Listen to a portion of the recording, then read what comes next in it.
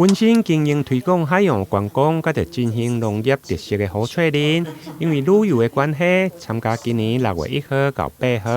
佇泰國曼谷舉行的國際旅遊黃後福林世界總決賽。透過進前的一支影片，介紹家己的國家佮着城市，成為台灣唯一一位入選總決賽。我自己本身在經營中華海洋觀光推廣與農業特色振興協會，在海洋觀光的這個議題上，我覺得我們應該要踏出去，就是走到國際上。所以呢，我希望就透過一個international 的一個 campaign 的選美，可以透過這樣的機會來認識國外他們的觀光旅遊是怎麼做推動的。這是讓我會想要去參加這個活動的主要原因，而不是選美本身啦，是旅遊。好，那但是就是參加了之後呢，我才發現哇，這一次的比賽，它的年齡層雖然叫 Mrs. 啊，就是夫人，夫人的意思就是結過婚的，結婚或者結過婚的，所以她從20歲到55歲都可以參加。那從頭到尾是沒有分年齡的，所以當我報名打到現場看到所有的選手之後，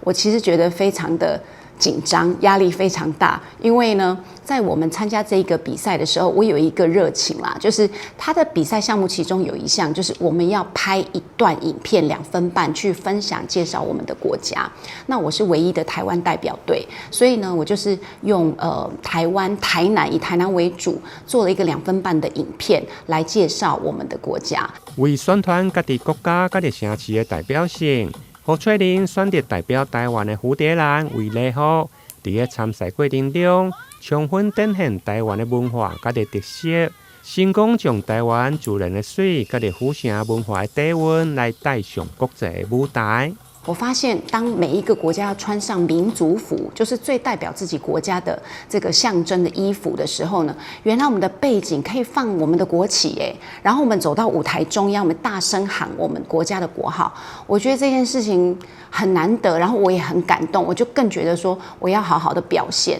把代表台灣的堅強，代表台灣的美跟溫柔呈現，讓世界的舞台都看得到。我希望就是透過這次的比賽呢，能夠傳達這樣。那也因為這個過程，我很幸運的，就是唯一一個選手拿到3個獎的，就是第一個是親善大使，他其實對我來說，我覺得非常有意義，因為各個國家的旅遊皇後有機會，我都可以成為親善大使去拜訪大家，所以這是我參加國際選美重要的收穫之一。第二個是最佳人氣獎，最佳人氣獎是透過網絡的投票，然後我記得我那個票數是70幾萬票，所以呢，跟第2名大概差了20幾萬票，第2名是50幾萬票，所以我覺得這一個獎項呢，也讓我覺得非常的榮耀，也感謝所有親朋好友對我的支持。那最後一個獎項就是進入 Top 5哈，就是季軍。那我覺得所有的